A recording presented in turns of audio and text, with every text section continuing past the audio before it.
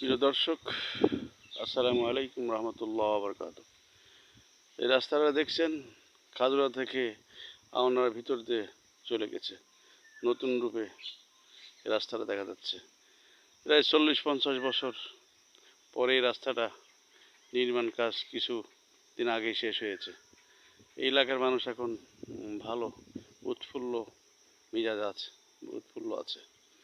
তো আপনারা দেখছেন মনোরম এই রাস্তাটা খুব সুন্দর এবং চারপাশে খাজুরা চলে গেছে।